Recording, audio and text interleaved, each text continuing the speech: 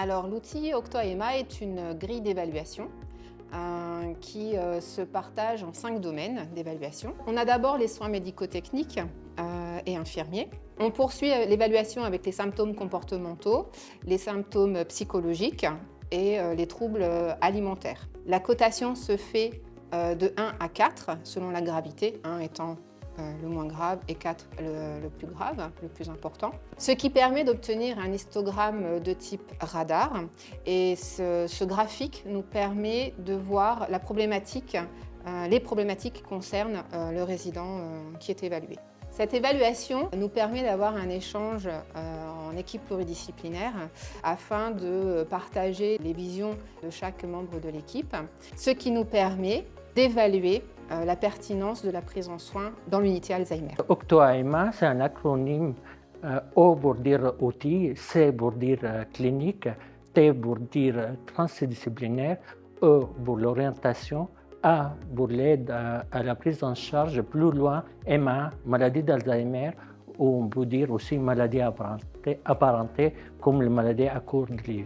Auparavant, les décisions de transfert pouvaient se décider entre cadres et médecins. Ce qu'on a voulu faire avec cette grille d'évaluation, c'est de faire participer l'équipe pluridisciplinaire pour avoir une évaluation plus objective, permettre à chacun d'exprimer son avis et ainsi de voir l'évolution du résident pendant la prise en soin et pouvoir discuter de la majoration des troubles, de l'aggravation d'un état de santé. Et à ce moment-là, on prend une décision en équipe d'un transfert ou d'un maintien au niveau du service. Dans notre unité, on rencontre une population qui a des troubles cognitifs, qui ont des pathologies neurocognitives. Et du coup, forcément, on sait qu'ils sont parfois discommunicants et ils n'ont pas la même autonomie décisionnelle que vous et moi, on peut avoir.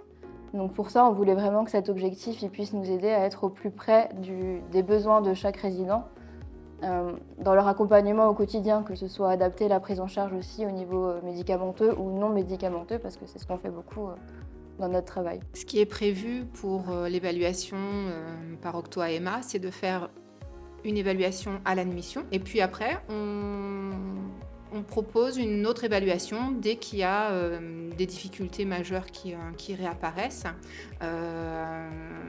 Souvent, c'est des problèmes au niveau de la dépendance ou au contraire des troubles de comportement qui étaient difficiles à prendre en soin. Et puis, les troubles se sont stabilisés et de ce fait, on se pose la question de la pertinence dans la prise en soin. Donc, ce qui nous permet d'avoir plusieurs graphiques qu'on peut juxtaposer et on voit l'évolution tout au long de la prise en soin dans le service. Souvent, quand on regarde un histogramme, ça ressemble un petit peu à un pentogramme un peu symétrique, là pour le coup. Et quand il y a une problématique, il y a vraiment une pointe qui se dessine. Et c'est là, quand on va voir la pointe, qu'on va analyser le problème. Il y a une logique dans le résultat de l'histogramme. On sait que quand ça pointe un peu plus vers la dépendance, on sera plutôt vers un EHPAD classique. Quand ça pointe un peu plus vers les soins médico-techniques, là on sait que l'USLD sera peut-être plus adapté parce qu'il y a besoin de plus de soins médicaux. Et quand on voit qu'il y a encore beaucoup de troubles, soit psychologiques, soit comportementaux, effectivement là on se dit que notre unité est encore pertinente pour les personnes qui sont chez nous. L'outil, depuis qu'on l'utilise, on a vraiment remarqué qu'il nous permet d'avoir une réunion plus dynamique. On a vraiment des échanges plus riches et plus constructifs. Parce que du coup, chacun échange son point de vue. Forcément, avec nos différents corps de métier, l'aide-soignante qui sera au quotidien auprès des résidents, elle aura son avis. Elle aura forcément la nuit, ce qui se passe pendant la nuit, ce qui se passe pendant les différents moments de la journée, au repas, au lever, pendant la toilette. Il y a l'équipe de rééducation qui pourra aussi donner son avis parce qu'ils font des ateliers avec les résidents, donc ils voient d'autres choses. Il y a ma vision psychologue aussi, forcément, qui rentre en jeu. Il y a des diététiciennes, on a vraiment tous les corps de métier qui peuvent partager.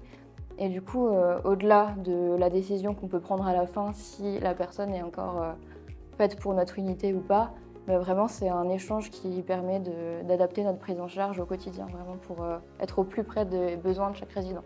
C'est un outil d'aide à la décision.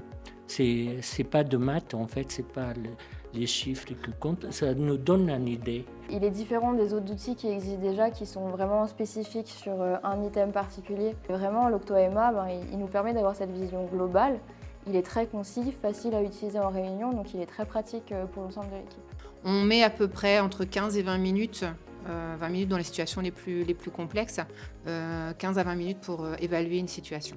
C'est un outil utile et permet une meilleure cohésion de l'équipe dans la prise en charge de la personne âgée. Suite à cette évaluation, il y a une rencontre qui se fait avec la famille et nous discutons de l'évolution de l'état de santé de leurs parents dans le service et on leur explique effectivement qu'on a utilisé une échelle d'évaluation qui nous a permis d'arriver à cette décision, par exemple lorsqu'il y a un transfert de service qui est prévu. Mais c'est quelque chose qui est fait qui n'est pas fait dans la précipitation parce que c'est une étape qui est difficile à entendre pour les familles quand nos résidents restent en règle générale quelque temps dans notre service et la sortie est souvent difficile et il faut la préparer. Donc cet outil est une première étape pour les aider à envisager un transfert dans une autre structure, de se projeter dans une autre structure. Ça peut être rassurant pour les familles de dire que c'était une décision pluridisciplinaire avec toute l'équipe et pas seulement une seule personne qui a décidé que le parent il doit partir dans un autre EHPAD. Avant le Octo-AMA, les personnes restaient longtemps à l'IVP et en plus à la sortie, souvent elles sont mal orientées. Donc ça permet de fluidifier le parcours Alzheimer. Ça permet aussi d'optimiser l'orientation. Le docteur Aimé parlait d'une utilisation possible en EHPAD. C'est toi Mathilde qui en parlait, je ne sais plus. Une utilisation possible en EHPAD, justement pour évaluer les personnes qui ont des troubles cognitifs en EHPAD. Donc de la même manière, faire cette évaluation globale, de manière objective, de la pertinence d'un maintien en EHPAD. Vraiment, le but de ces échelles, c'est de fluidifier le parcours patient. L'idée étant que le patient doit être à la bonne place.